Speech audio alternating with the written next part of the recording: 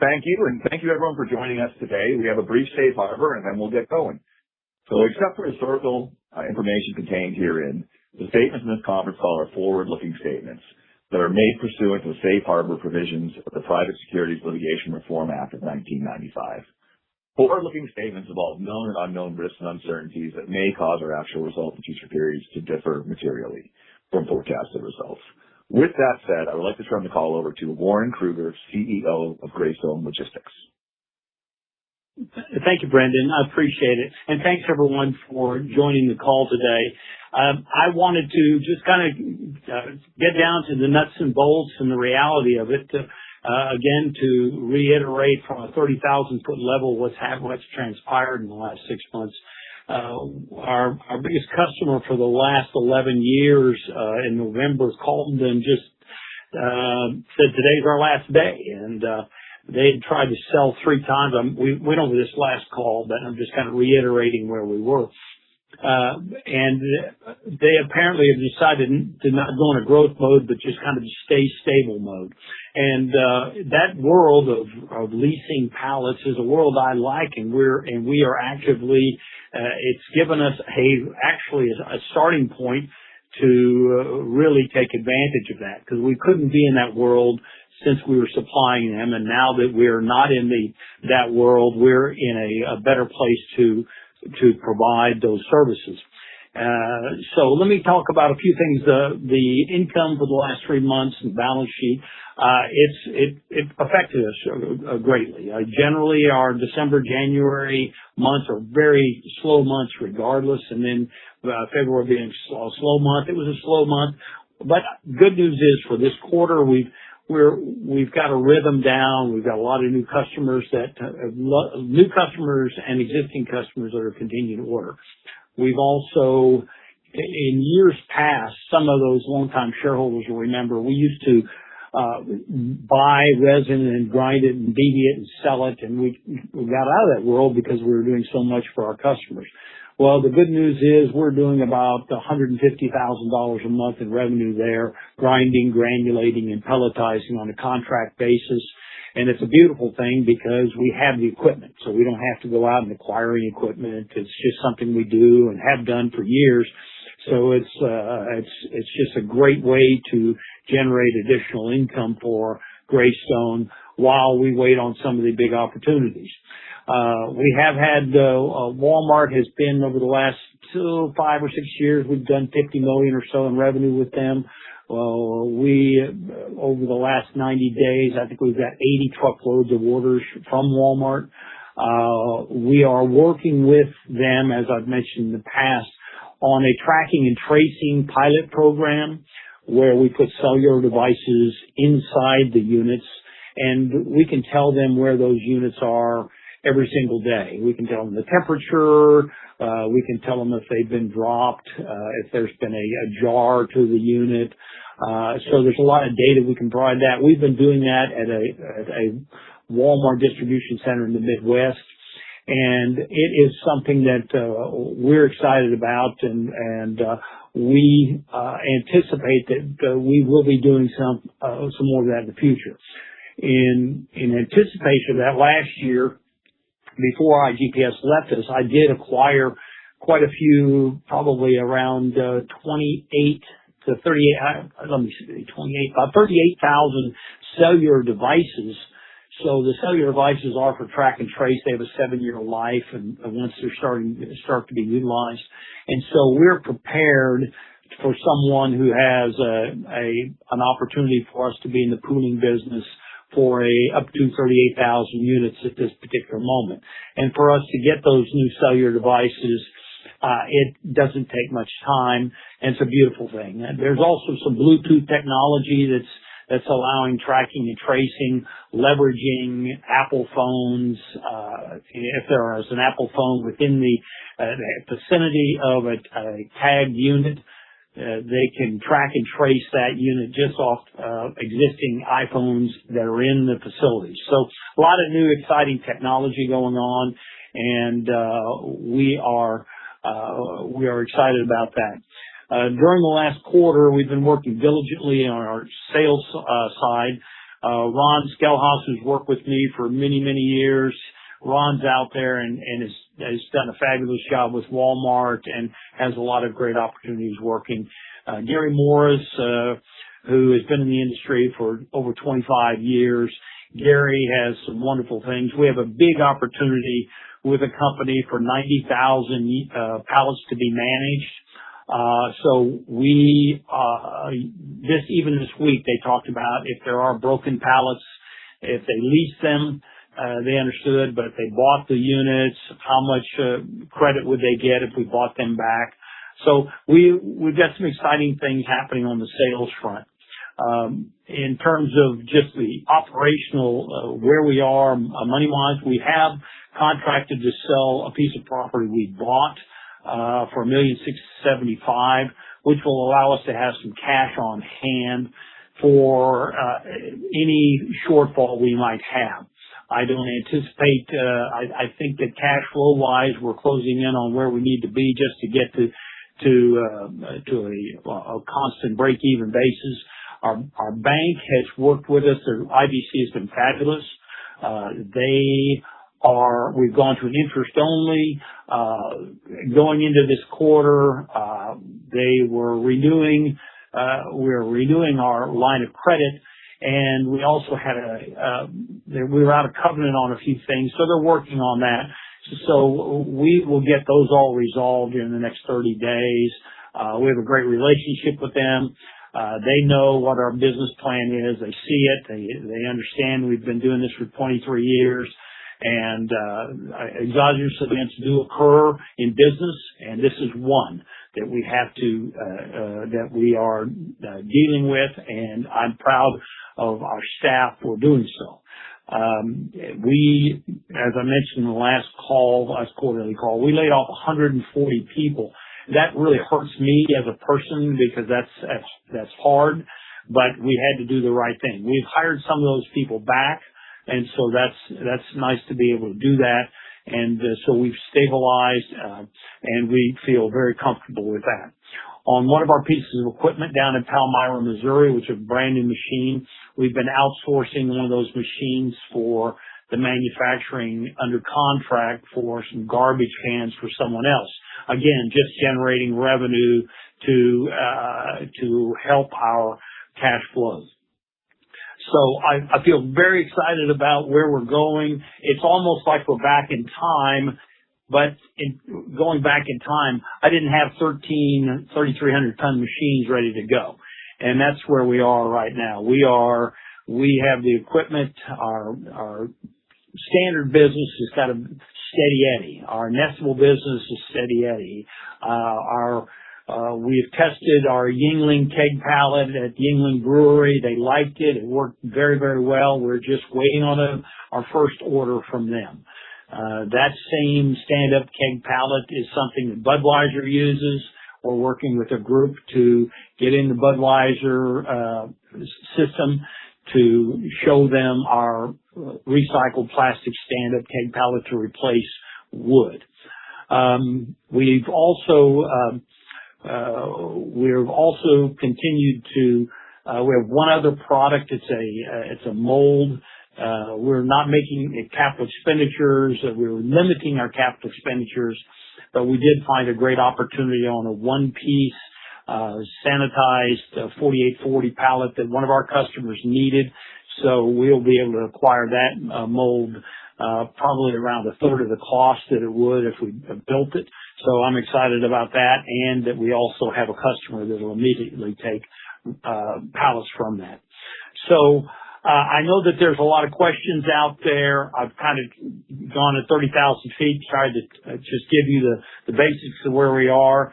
But we have the infrastructure, we have the machinery, we have the tooling, and we have great opportunities in the marketplace. Now we just have to bring those home, and that's my job, is to bring them home. And I've done this before, so we're going to do it again.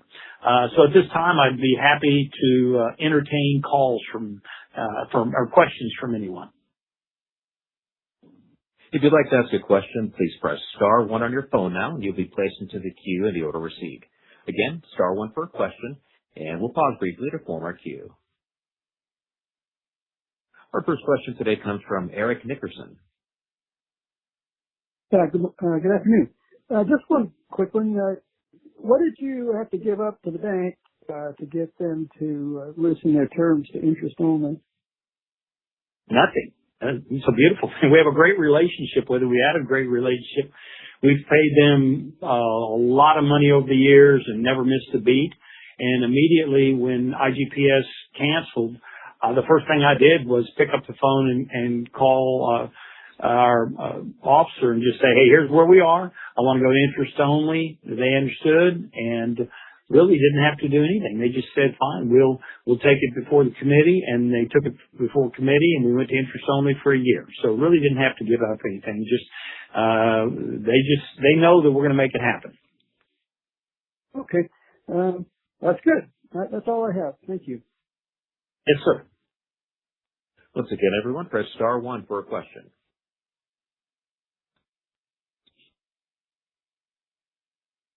And we have no further questions at this time. Warren, back over to you for any additional or closing comments.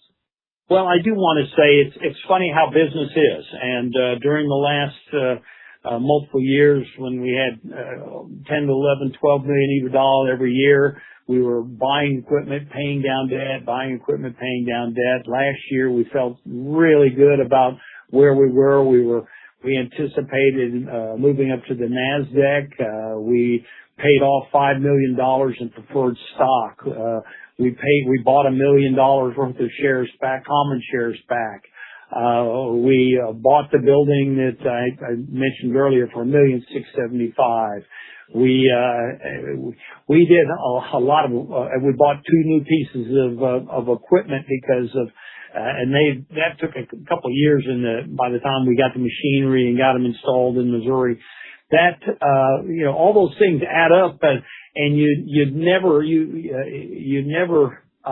anticipate, really horrific events. You can talk about the what ifs, but,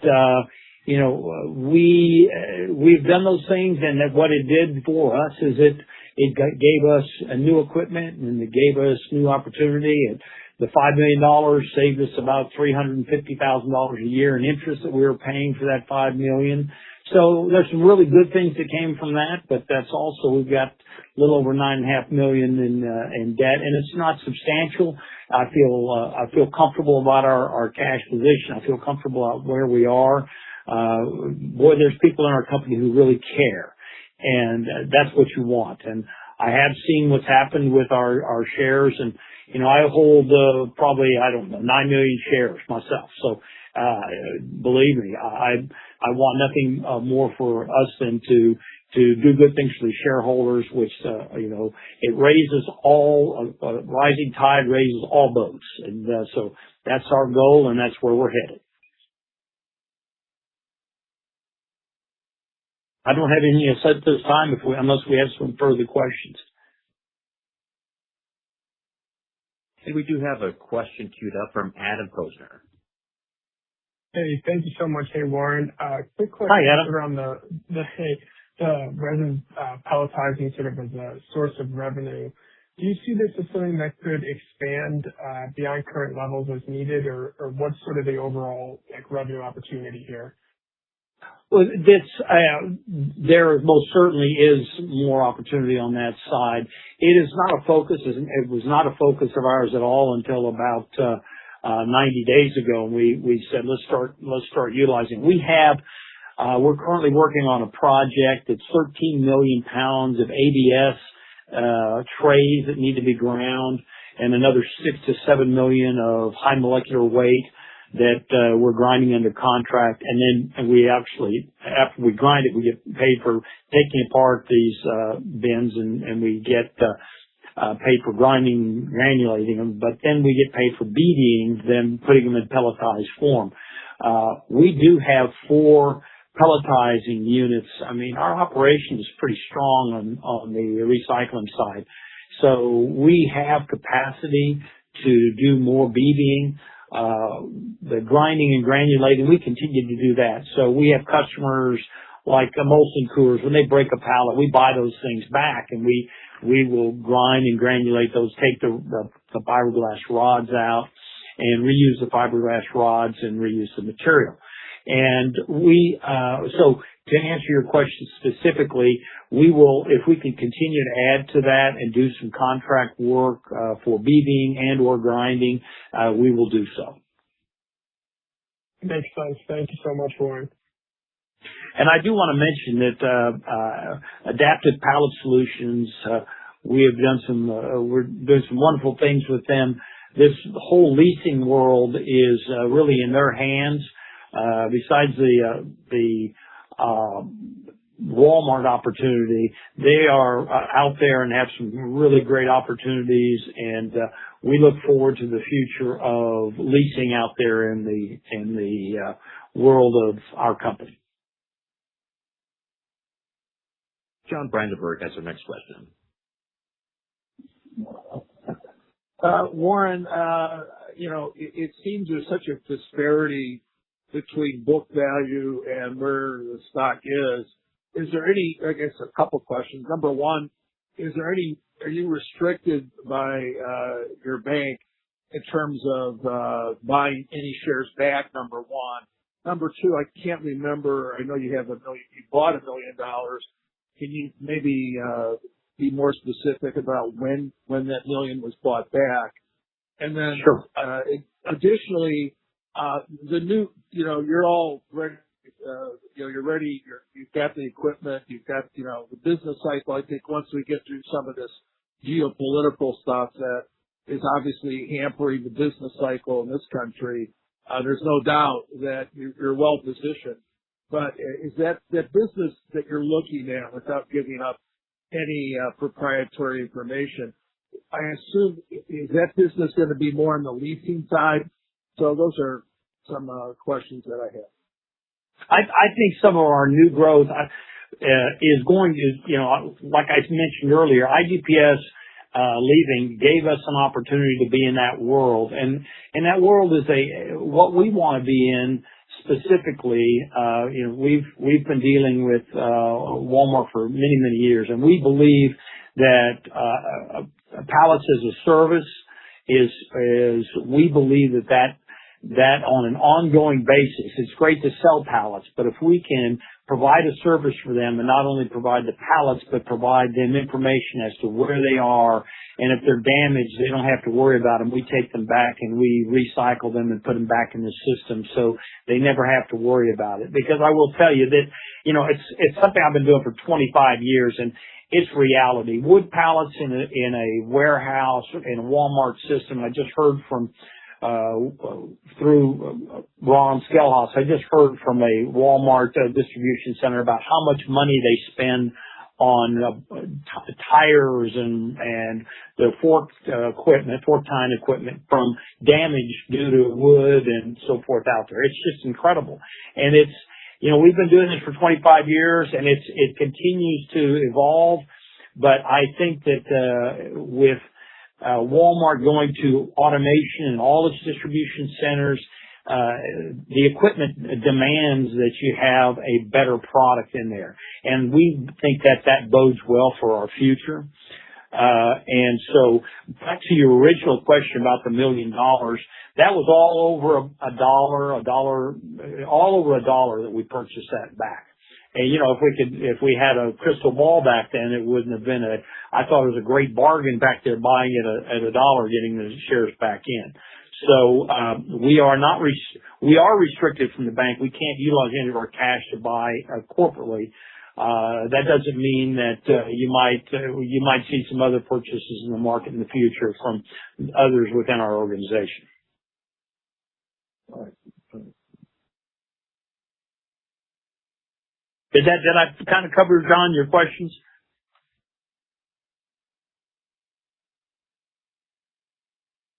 I think I did. Any other questions? Yes, we have one more from Sean Marconi. Hey, Warren. Hi, Sean. Hey, sorry, I logged in about 9 minutes after the call started. When I logged in, you had mentioned that you guys had laid off 140 people. That's correct. When exactly did that occur? And just if you can just get us up to speed, what exactly happened where the revenues declined as much as they did year over year? But we lost a customer we had for 11 years that provided us about $30 million a year in revenue. And it was IGPS, which is a pallet leasing company. They buy our pallets and then they rent them to people like Procter and Gamble or whomever. And in the pallet world, you've got three big leasing companies. You've got CHEP, which is you'll see blue wooden pallets out in the marketplace. You've got Pico, which is a red pallet that you'll see in the marketplace, or if you go to Costco, you'll see blue and red pallets in there. And then you have IGPS, which is a plastic pallet leasing pool. And they bought over the years, we had as many as 1.2 million one year, but generally they bought about 750,000 pallets from us a year.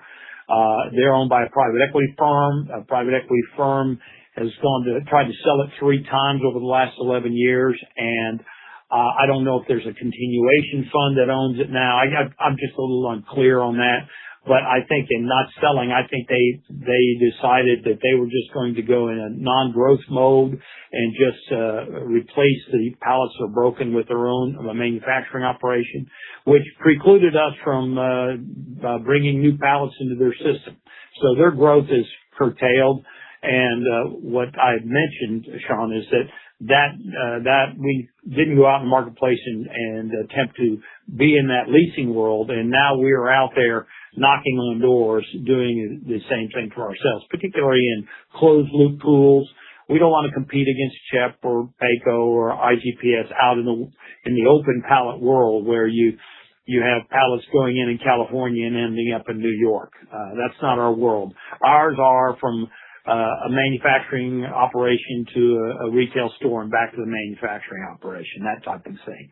So that's what happened, and it happened overnight, and most certainly you can see it affected our revenue, it affected our earnings, and and my job as CEO is to replace revenue. I can tell you the facts on what happened, but now I've got to bring new revenue to the table. And we've got a wonderful infrastructure, as I mentioned, but now is the time to add incremental revenue and add it on top. And we've got plenty of room to do so. Got it. Thank you, Warren. You bet, Sean. And we have a question from Luke Wheatley. Hi, Warren. How are you? Good, Luke. So, quick question for you. I appreciate all the detail that you've given today, and looking back, it just seems like maybe the plant addition and then some of the buybacks kind of happened at a bad time. You've got a lot of debt that's due in the next year, and you kind of outlined this layoff plan. What are the internal cash flow projections that you and your team are discussing? Have you spoken to the bank about a possible refinance, or how are you thinking about that? And just so you know, everything shows as current, but that's not so. It's an interest only. Our bank has been very good about our financing, and it'll be the financing will be over time. It's not going to be all due within a year. It's just that before this quarter we didn't get some of the things done we needed to have the bank do. So we have a great relationship with them. That we won't have everything due within 1 year. So we're in good shape. So that means you're in the process of refinancing, or you've already refinanced? No, we are already. I mean, we've got our working capital line that's up for renewal, and so we've had those discussions already. That's being done, and then our debt, because we were out of covenant on a few things. It shows it made our auditors present all our debt as current. And again, I've had multiple discussions with the bank. This is long-term debt, and most certainly a certain portion of it will be current, but it will not be what's on our balance sheet now. We won't have $9.5 million plus our working capital line due within 1 year. That won't occur. Okay, so could you could you tell everyone on the call maybe what percentage will be due in the next year, and then what percentage will be due, and then when you think that will be due? Yeah, I can tell you already that by year end, it's interest only, so nothing will be due until after calendar year end. So nothing due in the next till December 31, and then we'll probably be on a whatever the original AM was. And I can't tell you what that was, whether it's 5 or 7 years, but that's probably will continue to be the case. So whatever will be AM'd in that first year, it'll be due in that first year. Okay. Did that answer your question, Luke? Yeah. So essentially you'll get a 5-year extension. Is that how you're kind of thinking about it at the end of the year? I'm wrapping my head around. Sounds like there's a disagreement with the auditors, and I'm not trying to read too much into it, but. Well, I will say that the auditors are. I mean, I'm not. The auditors are. We had this discussion. They said, "Hey, because you've breached the covenant, we have to put it all due." That's the auditors. I can tell you personally, and I'll tell the world that I've had discussions with our bank. It's an interest only. We're an interest only. They feel comfortable with that. They've seen our plan, what we're working on. We're at I don't know where we were last month, but our revenues were considerably up in the month of March and April through the halfway point of the month. I'm pretty pleased with where they are.